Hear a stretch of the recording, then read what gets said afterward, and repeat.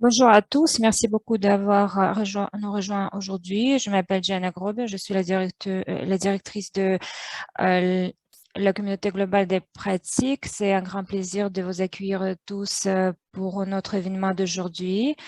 On va parler des pratiques, des meilleures pratiques, des leçons apprises et de notre chemin vers l'avant.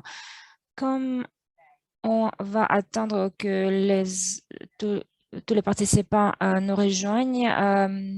Mettez s'il vous plaît votre nom, votre prénom, votre organisation dans le chat. Utilisez s'il vous plaît le chat pendant notre session pour partager les questions pour les panélistes et pour partager également vos points de vue et vos commentaires. Aujourd'hui, nous avons l'interprétation vers le français en simultané. Soyez sûr de bien choisir votre langue en bas en cliquant sur le globe.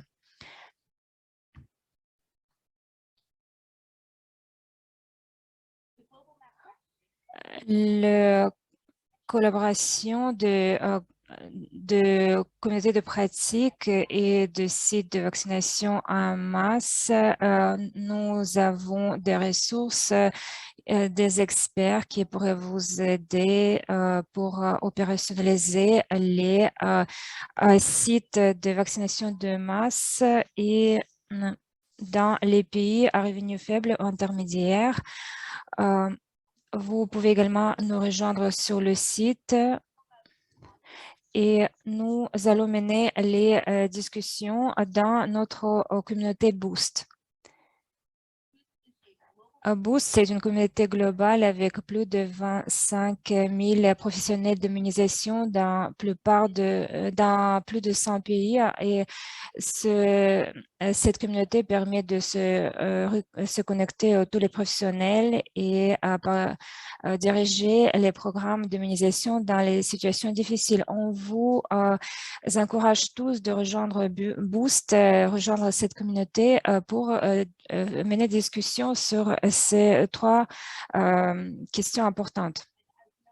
Et comme c'est déjà été marqué, Ariane Lab, c'est un partenaire, c'est un centre pour l'innovation à l'hôpital pour les femmes Brigham et l'école Chan de Harvard pour la santé publique. Et nous avons commencé de travailler pour trouver, pour soutenir les décisions.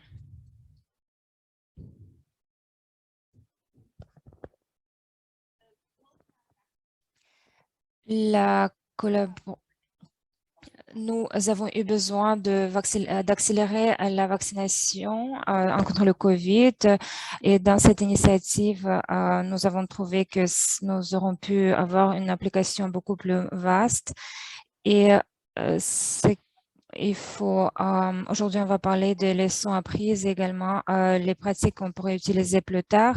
Et aujourd'hui, pour commencer, je voudrais vous présenter notre modérateur d'aujourd'hui. C'est le docteur Eric Grommet. Je passe la parole. Merci beaucoup, Jen. Je suis vraiment très contente d'avoir tous les panélistes d'aujourd'hui. D'abord, nous avons le docteur Imran Mirza, qui est l'expert en santé de l'UNICEF, qui a participé dans les programmes différents, dans les pays différents pour déployer pour administrer les vaccins. Nous avons également un arabe qui est chef du programme principal et de la fondation de Bill et Melinda Gates.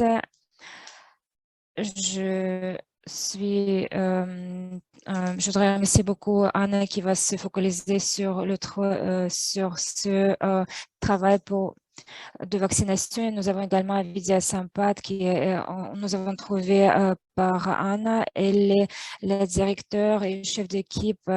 Elle a travaillé sur des sites de vaccination différents partout dans le monde. Nous sommes très contents pour votre travail en leadership et en innovation. Et avec cela, on va ouvrir notre session avec des questions que nous avons préparées pour l'équipe. Et d'abord, je voudrais également vous dire que nous avons la session de questions et réponses. Vous pouvez poser la question dans le chat et ensuite, nous allons répondre à vos questions dans le chat.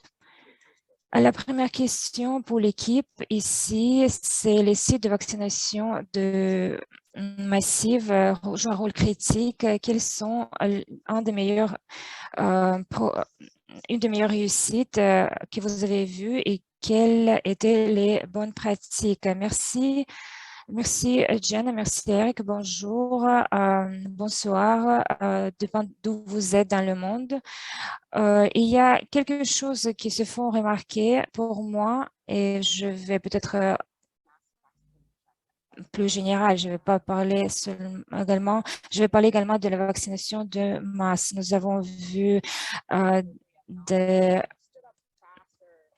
des efforts en vaccination ont été plus rapides qu'avant, mais une mobilisation réelle de tout type d'efforts robustes, la planification, le recrutement de personnel, la coopération transsectorielle. Parfois, les modalités ont été utilisées qui n'ont jamais été utilisées auparavant pour atteindre les populations qui étaient assez inhabituelles pour les programmes d'immunisation rapide. Et cette galvanisation a été une réussite incroyable. J'étais vraiment impressionnée de voir les efforts assez rapides pour sur le site, nous avons vu l'innovation sur comment le réaliser, comment atteindre les communautés qui n'ont pas été avant touchées par le système de santé pour les programmes d'immunisation, par exemple, c'est-à-dire atteindre les personnes là où ils sont. C'est-à-dire, c'est en Afrique du Sud, c'est la création de réseaux de sécurité. Et on a également pensé à localisation de sites de vaccins là où les gens se rassemblaient dans les territoires de transit, dans la région de transit, où ces territoires où les gens se viendront. Et nous avons également utilisé les données concernant la situation au niveau local. Je pense que tout cela a eu un grand succès. Nous avons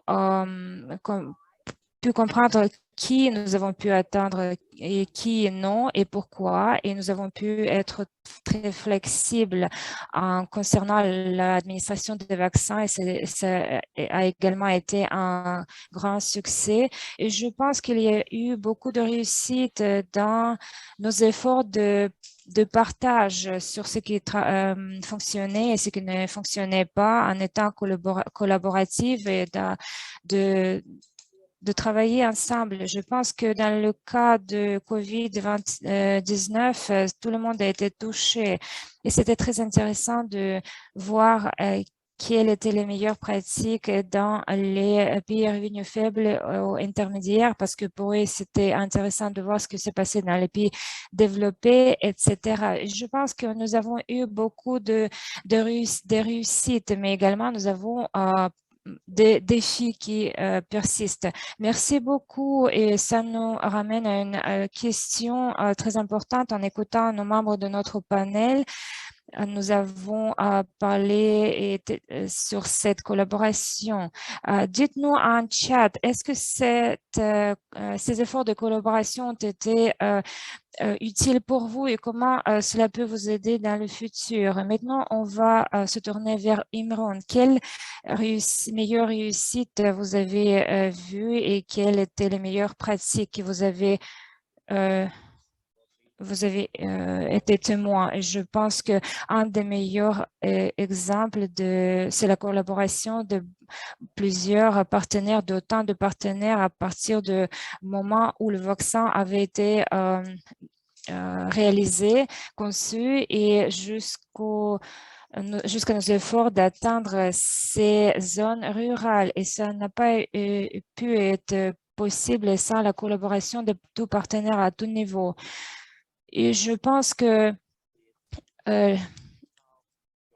maintenant, la majorité de programmes mondiaux, dans beaucoup de pays, la vaccination a été réservée pour les enfants surtout. Et là, nous avons le défi le plus grand, c'est que nous n'avons pas d'accès à cette vaccination.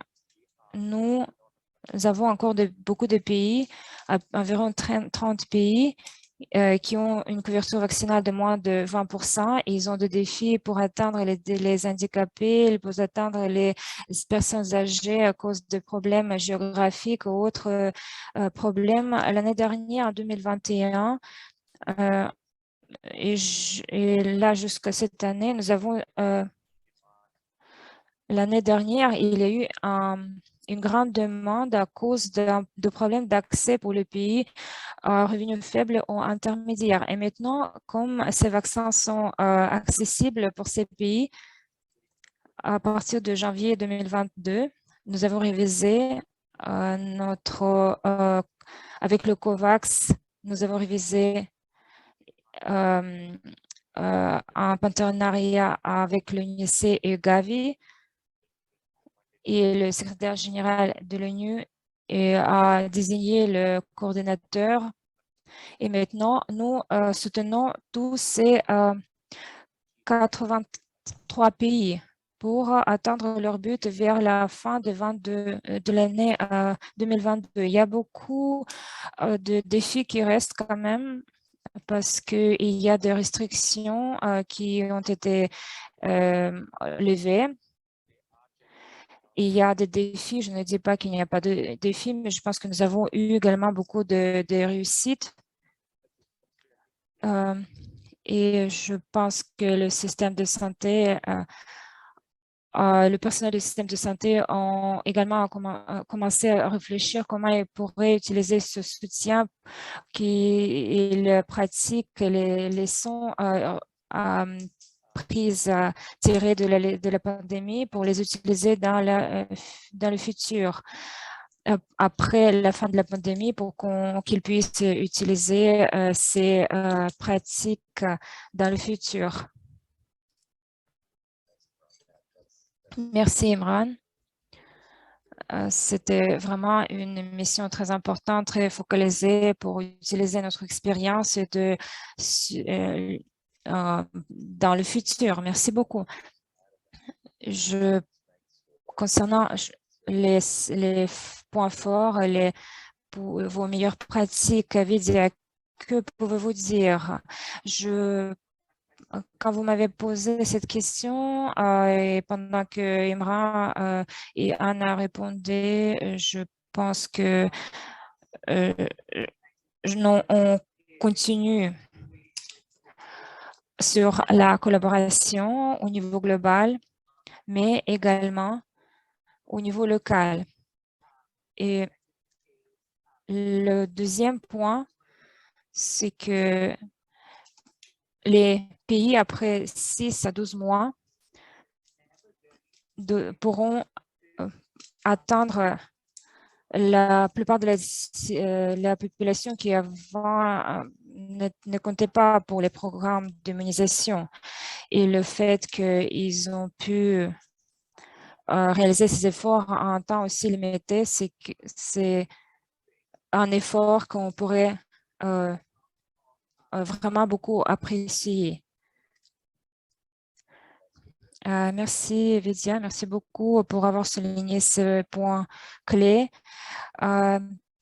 Les sites de vaccination massive ont eu un grand impact et comme a mentionné nos membres de notre comité, nous avons eu des méthodologies uniques et des efforts uniques. Qu'avons-nous appris pour la stratégie? Qu'est-ce qui est critique pour les sites de vaccination massive pour qu'ils soient efficaces? Vidya, voulez-vous commencer? Oui. Euh, le Village Reach a été soutenu par a soutenu les sites de vaccination massive en 3 pays. Nous avons appris les 3 choses qui étaient les plus efficaces. D'abord, ce n'est pas une stratégie à long terme. Il y a des moments très spécifiques où on peut être efficace et c'est très lié à la demande au vaccin.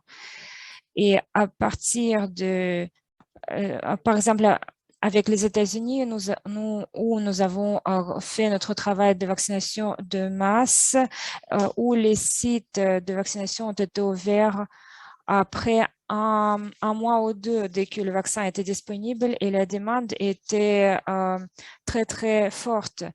Et nous avons pu répondre à cette demande grâce au réseau des hôpitaux et hôpitaux et de cliniques.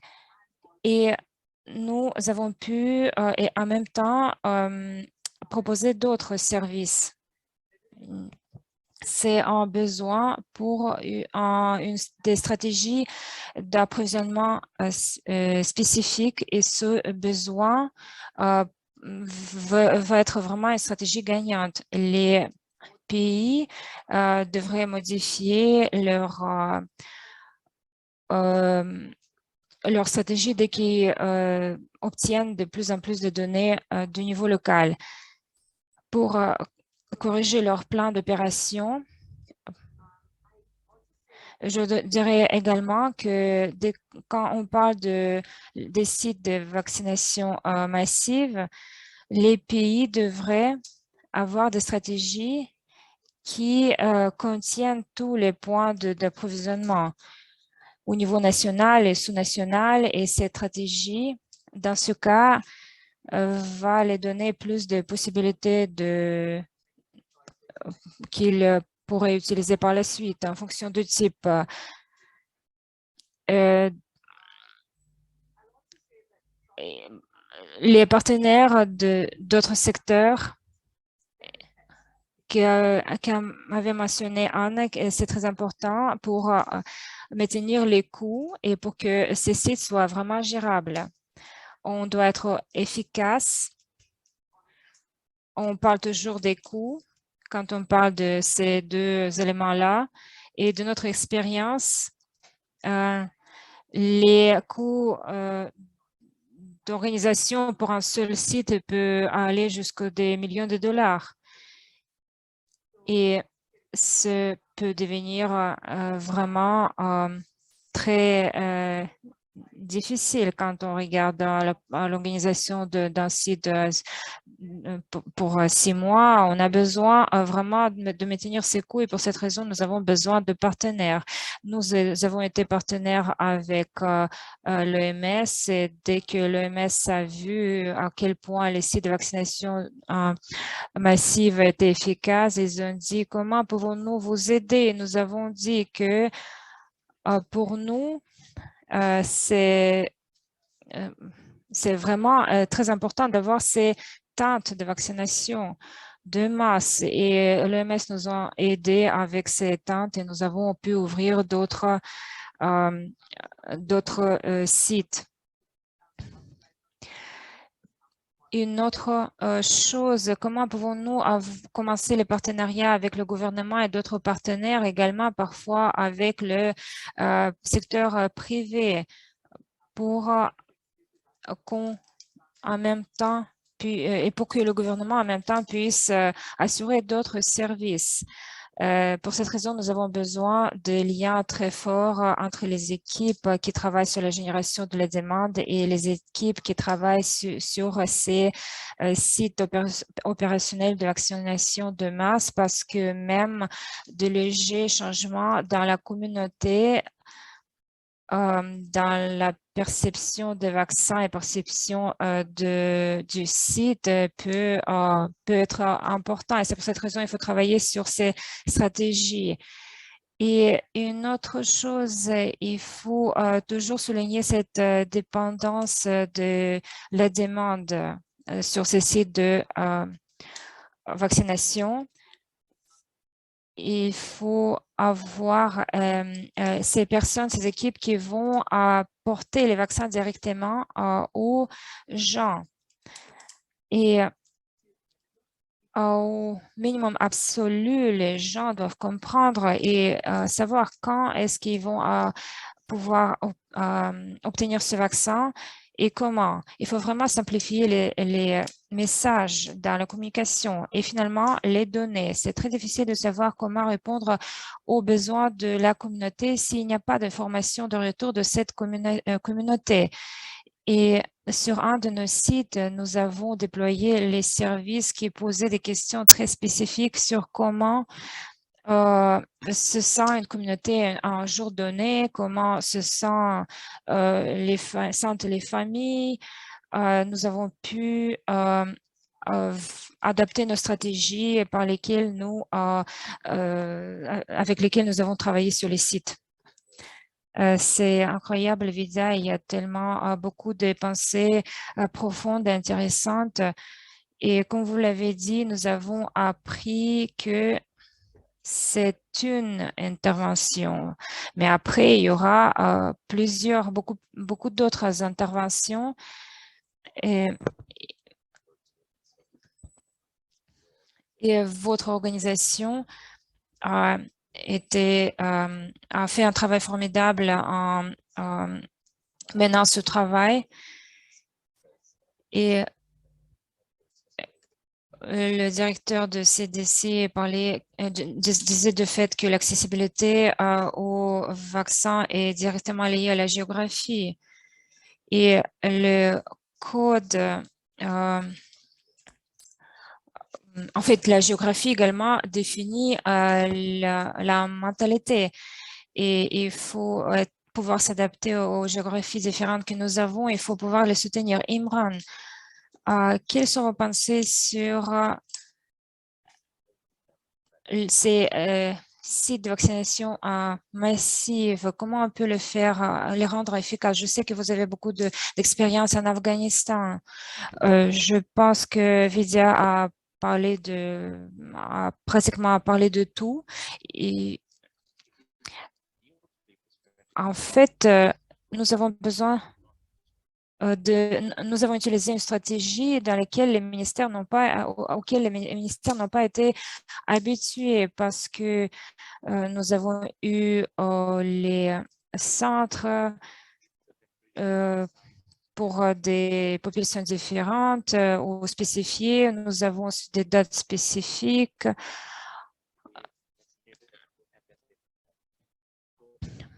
Les pays ont été habitués à ce genre de stratégie. Maintenant, nous avons des sites avec des équipes pour les vaccinations multiples. C'est quelque chose de nouveau pour eux.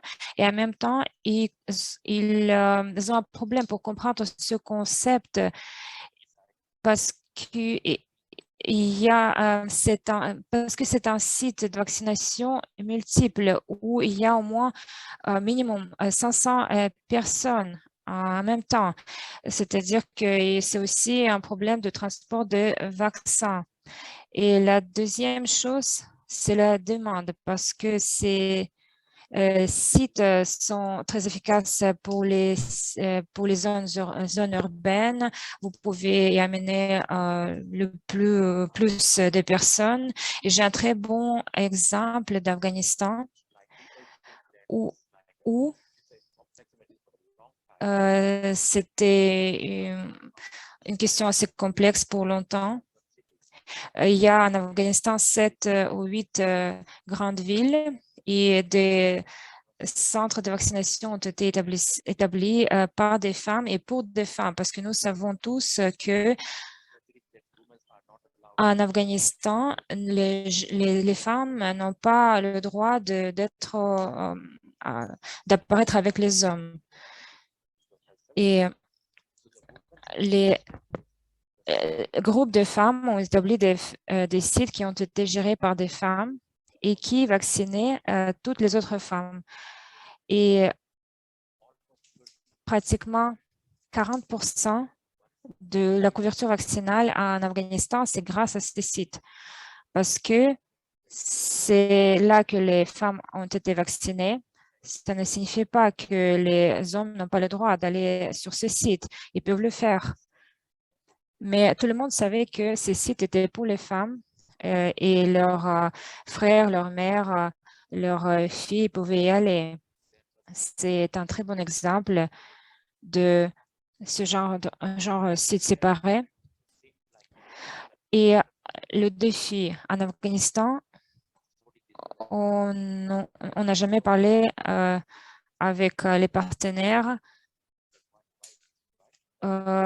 quelles étaient les exigences parce que le pays devait vraiment pouvoir attendre ses partenaires pour vacciner le plus des personnes. Il fallait avoir beaucoup de personnel qui allait faire administrer les vaccins. Il fallait les amener peut-être d'autres régions parce qu'il n'y en avait pas assez, mais on m'a dit que certains de ces sites fonctionnaient très bien. Sur d'autres sites, il y avait des problèmes parce que les personnes, il n'y avait pas assez de visiteurs parce que les gens ne savaient pas que ces sites existaient. Les communautés devaient savoir que ce site existe et que vous pouvez vous y rendre pour vous faire vacciner. Ce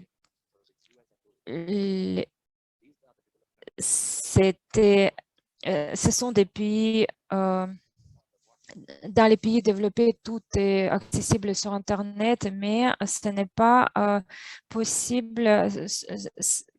En fait, c'est un luxe pour les pays en voie de développement. Ce sont certains défis. Nous avons également d'autres exemples en Afrique. Par exemple, en Kenya, on pense d'établir ce type de site. Mais je pense que le panel que nous avons aujourd'hui, c'est une très bonne possibilité de partager votre expérience entre autant de pays que possible. Et il faut collecter les informations des ONG, des partenaires qui peuvent aider ces pays également de fournir le support technique. Et dès que le financement est possible, on devrait pouvoir en fait transférer ce financement. Mais le point le plus important, c'est qu'il faut avoir de la demande de la communauté pour administrer ces vaccins. Parce que même si nous avons organisé le site, les gens ne veulent pas venir, ne veulent pas se faire vacciner. Nous ne voulons pas avoir des sites 5 étoiles. Nous avons besoin de sites où les gens puissent venir, ne pas rencontrer de problèmes pour se faire vacciner et retourner chez eux. Et également, il faut adopter ces sites à la culture locale. Par exemple, s'il faut séparer les sexes, dans ce cas, oui, ce site va être seulement pour les femmes, ce site va être pour les hommes. S'il y a d'autres questions, il faut les adresser. Les sites doivent être également accessibles aux personnes handicapées pour que les personnes handicapées qui arrivent, comme nous avons parlé des partenariats dont parlait Vidia, ou tout partenaire qui pourrait proposer des services pour les personnes handicapées pour qu'ils puissent vraiment nous aider sur ces sites de vaccination parce qu'on a besoin de beaucoup de collaboration. Merci beaucoup, Imran. Il y a beaucoup de points très intéressants et formidables. Plus tard, je vais revenir aux stratégies de communication. La question suivante sera quelle technique et quelle tactique vous avez trouvé qu'ils étaient les meilleurs pour atteindre les communautés. Vous pouvez Anna, peut-être vous pouvez commencer. Je pense que Imran également a parlé de ces points-là. Merci. Beaucoup de travail formidable qui a été réalisé à partir du début de cette pandémie. Imran a dit qu'il y a eu plus d'1 milliard de vaccins qui ont été administrés dans les pays à revenus faibles ou intermédiaires ou quelle genre de lacunes restent dans ces pays et comment on peut les résoudre. On va commencer par Anna. On sait tous qu'il y a toujours des défis. Nous, nous n'en avons pas fini avec cette pandémie et avec ces défis, malheureusement. Une des choses qui me concerne, surtout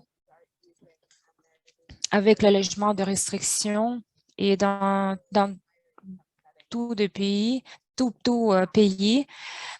Et quand les gens commencent à penser que c'est la fin de la pandémie, je pense qu'il faut continuer à faire l'attention. Il faut toujours attendre tous ceux qui ont besoin de vaccins, à commencer par les personnes les plus vulnérables, les personnes de santé, les personnes âgées, mais en fait tous.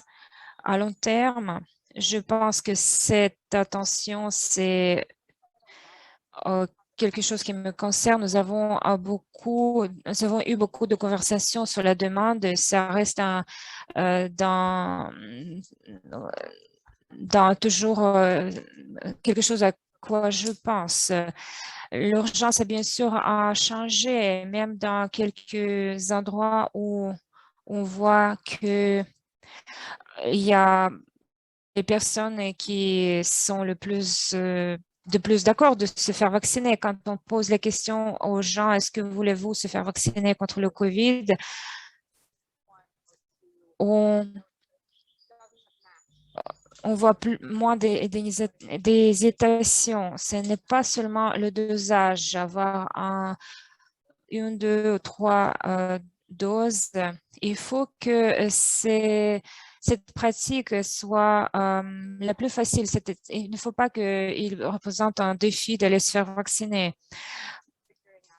Je vois que beaucoup de pays dans le monde réfléchissent à comment introduire les troisièmes doses. Nous voyons plus de doses administrées au niveau pédiatrique et c'était un moment intéressant où on a changé la rhétorique. Il y a 6 à 8 mois, nous avons parlé des pays à revenus faibles ou intermédiaires qui n'avaient pas assez de vaccins pour vacciner leur population.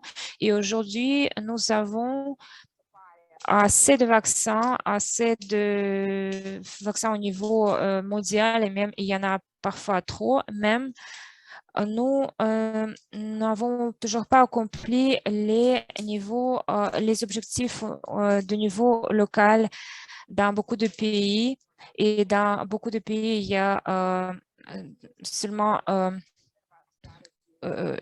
la couverture vaccinale ne peut même pas atteindre 10%.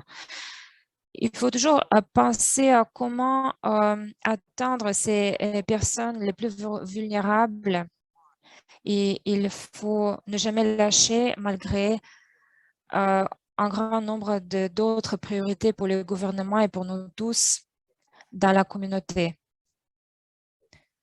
Merci, Anna.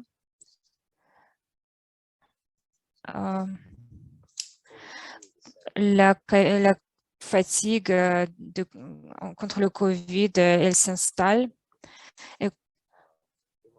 Imran, qu'en pensez-vous sur ça?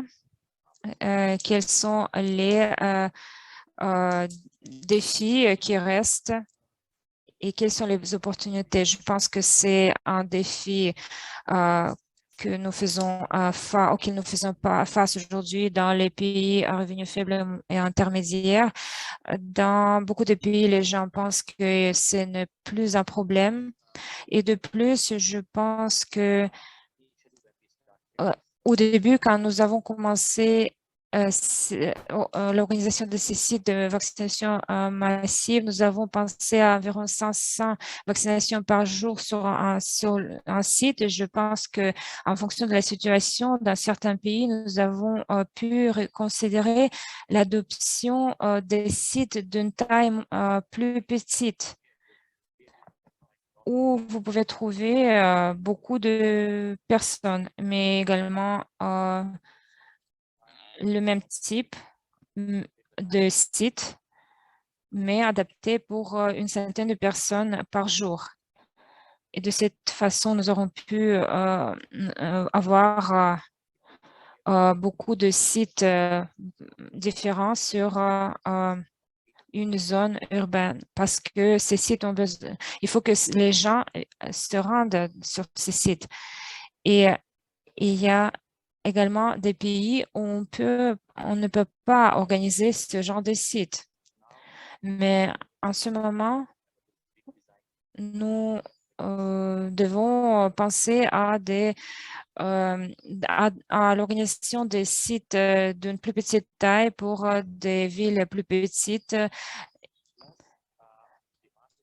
Et de plus, il faut également penser à l'utilisation de ces sites où il faut pour fournir d'autres services de santé et de nutrition aux communautés. Dans ce cas, ça peut générer une demande et serait plus efficace et dans beaucoup de pays africains, il y a également d'autres problèmes avec d'autres types de vaccination de routine. Et dans ce cas, on peut utiliser ces sites pour en fait administrer d'autres types de vaccins. Ce n'est pas un établissement de santé, mais au moins de services de prévention pour être fournis sur ces sites. Dans beaucoup de pays, nous avons le problème de paludisme et d'autres maladies. Et si on peut adopter ces sites, on pourrait les rendre plus durables et plus efficaces. Merci, Imran, pour ces commentaires. Avez-vous quelque chose de rajouter, Vidya, sur les opportunités et sur les lacunes? Oui, je voulais vous faire deux petits commentaires. Je voudrais vous répondre avec un exemple quand Imran parlait de fait que dès que nous apprenons plus, nous apprenons constamment quelque chose de nouveau, nous avons le même, c'est-à-dire que nous avons commencé c'est l'organisation des sites avec 500, avec la pensée d'avoir 500 personnes par jour sur ce site. Et en Côte d'Ivoire, nous avons pensé que nous allions avoir 1000 personnes par jour. Nous avons besoin d'un site énorme. Nous avons organisé un site de vaccination qui doit être en fait adapté pour ce nombre de personnes avec les endroits pour le parking. Mais comme il y a eu autant d'incertitudes, nous n'avons pas eu assez de données locales pour comprendre quelle était l'acceptation de la communauté. Nous avons décidé de nous avons dû commencer notre travail et nous avons pu vacciner environ 500 jours par jour, 500 personnes par jour. Et c'était un modèle plus efficace quand vous n'attendez pas les points de saturation. Et en Inde, c'est exactement la même chose qu'a décrit Imran. Nous avons environ, à Kinshasa, nous avons de 12 à 20 millions de personnes de population et nous avons organisé des sites de vaccination massive avec environ 200 personnes par jour. Mais ces sites ont été juste à côté de marchés ou des endroits de rassemblation de gens, par exemple à côté de l'église catholique à Kinshasa, où il y avait beaucoup de personnes qui venaient euh, pour répondre à leurs besoins spirituels. Et là, dans ce cas, ils pouvaient aller s'arrêter et se faire vacciner. Il faut penser à ce genre d'opportunité. Ce n'est pas un événement d'un jour. Et ceci, il faut utiliser ces sites d'une manière efficace. Une autre chose que je voulais parler, c'est les lacunes. J'ai lu les recherches, en fait, la publication cette semaine et ils ont estimé qu'il y a le besoin de vaccination en Afrique, c'est entre 10 et 25%. C'est-à-dire que ces gens, ils sont toujours en attente de voir les vaccins contre le COVID. Mais au niveau global, on a deux catégories de personnes, une qui sont adeptes de vaccins et les autres qui ne veulent pas se faire vacciner. Et je peux vous dire que les personnes qui sont absolument contre le vaccin, c'est une toute petite minorité. Et en général, la population a confiance dans le processus et ils ont confiance au vaccin, mais euh, ils ont quand même un peu des hésitations. Qu'est-ce que cela signifie pour nous? Il y a toujours des opportunités de les administrer dans les endroits où les points de saturation n'ont pas été atteints. Et les partenaires, le gouvernement doivent bien vraiment travailler sur l'accès à l'information, l'accès aux sites, l'accès aux informations où et comment se faire vacciner. Et Imran a également parlé sur la communication. D'abord, je vais la première question concerne ce de quoi vous avez parlé. Alfred Peck dit comment travailler avec l'hésitation au vaccin. Et avez-vous des bonnes pratiques pour résoudre ces problèmes d'hésitation au vaccin?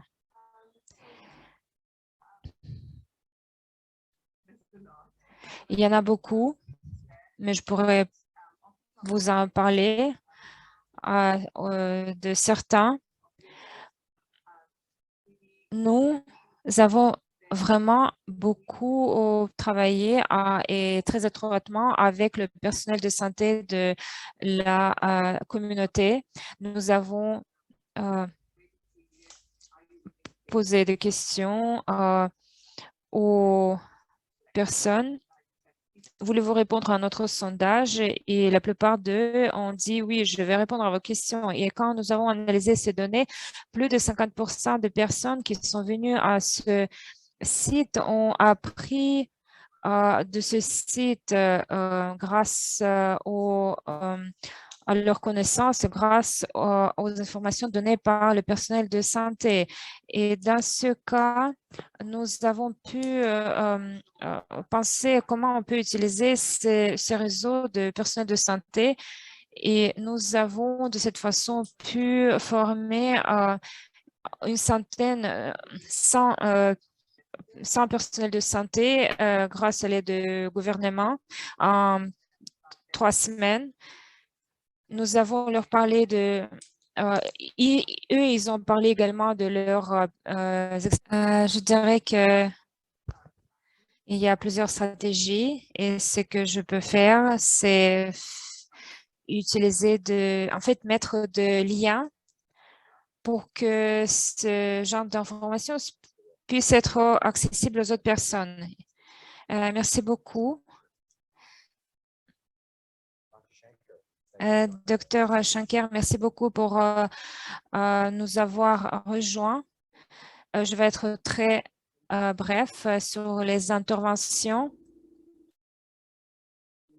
Pas grave, je voulais m'arrêter sur le premier commentaire et le lier au commentaire d'Emran quand elle disait qu'il faut relier d'autres services. C'est il ne faut pas travailler seulement avec les personnes, mais également avec le ministère de la Santé. C'est exactement la même chose que suggérait Imran. C'est la réplication des services en dehors des établissements de services primaires. Et c'est la raison pour laquelle le ministère de la Santé de beaucoup de pays n'accepte pas ou n'accepte pas de manière appropriée ce site de vaccination massive. On doit également penser de l'immunisation rapide, pardon, de routine, mais le deuxième commentaire, je pense qu'on peut apprendre beaucoup d'autres interventions qui ont été réalisées parce que maintenant, nous avons 21 millions de personnes qui ont été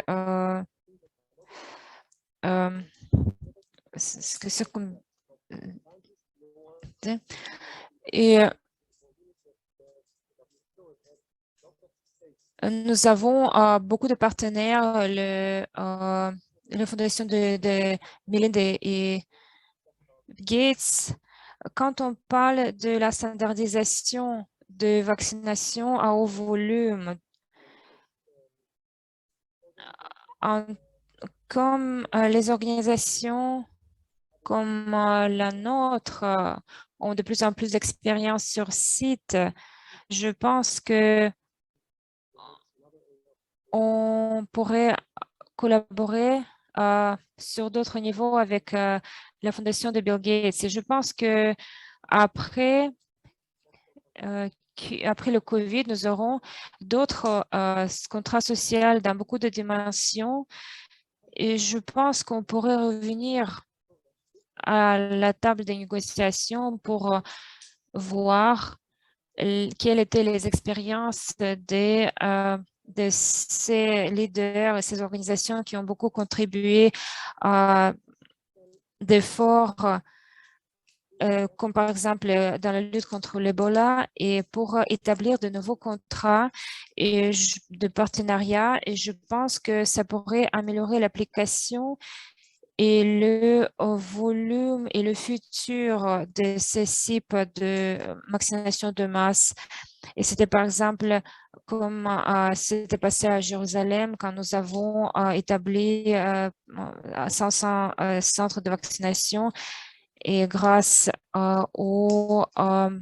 nos partenaires. Merci, c'était très intéressant. C'était des points vraiment très critiques et je pense que nous pouvons apprendre beaucoup et prendre en compte beaucoup de vos expériences. Somolara, voulez-vous poser la question? Bonjour à tous. Je suis de Nigeria et nous avons travaillé avec les États contre la vaccination en travaillant avec les leaders traditionnels et religieux. Nous avons eu des groupes qui travaillaient dans ce sens. Nous avons utilisé également les plateformes s'adressant aux personnes dans les communautés différentes où également pouvaient se rendre les leaders et les leaders religieux pour que les gens puissent comprendre qu'est-ce que ça fait de se faire vacciner. Et nous avons pu expliquer les bénéfices de la vaccination. Nous avons pu utiliser ces informations pour mobiliser les communautés. Nous avons établi pendant ces réunions un plan de vaccination où les équipes de vaccination ont pu administrer les vaccins. C'était de cette façon qu'a été organisé notre travail et il nous a apporté des bons résultats. C'est formidable. Nous n'avons pas ce genre de webinaires qui sont planifiés pour le futur, mais ce serait très bien d'en avoir pour, en fait, on puisse apprendre de vos expériences. Adrian, merci beaucoup. Merci beaucoup pour m'avoir invité à ce webinaire. Je représente les Philippines et récemment, j'ai eu un autre manager au niveau sous-national. Je voudrais demander un conseil de votre part, votre opinion, quel genre de stratégie vous pourrez me conseiller pour réaliser l'immunisation avec les vaccins contre le COVID et l'immunisation de routine. Parce que je pense que les vaccins COVID restent toujours la priorité au niveau sous-national et pour l'administration, c'est par contre représente moins de priorité et j'ai un peu de difficultés sur ce point-là. Merci, Adrienne. Est-ce que quelqu'un de notre comité voudrait répondre à cette question?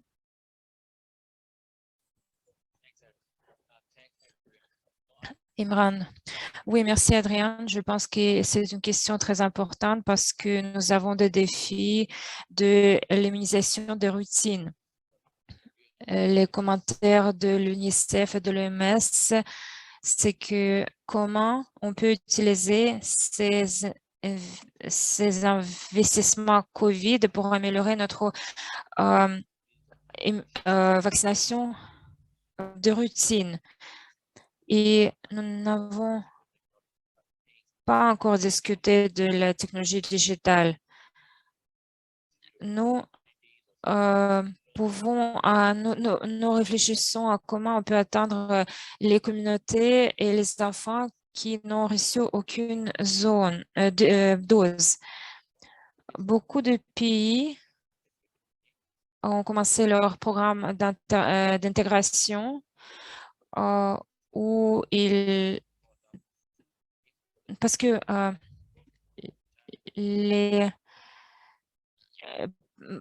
ils ont commencé leur programme parce que l'enfant ne viendra jamais tout seul. C'est de vaccination, l'enfant viendra toujours avec un adulte.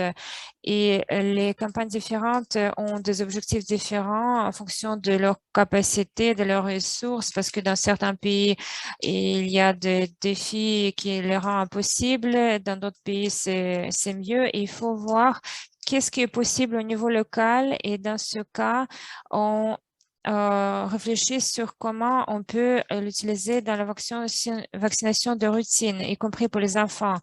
Et également,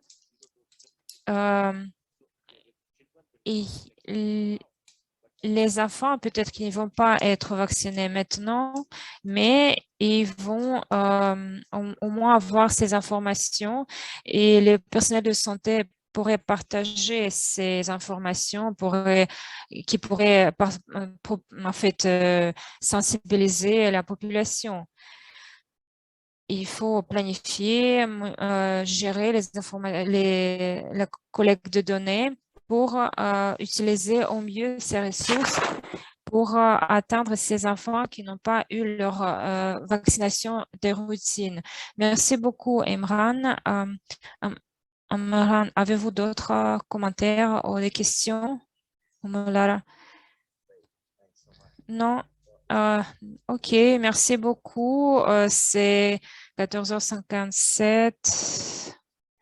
Nous avons beaucoup de questions, de réponses. C'était une session très intéressante, très en profondeur. Merci beaucoup à Vidya, Imran et Anna pour faire partie de notre comité. Nous avons 59 personnes qui ont participé aujourd'hui. Je pense que c'était le nombre le plus élevé que nous avons eu.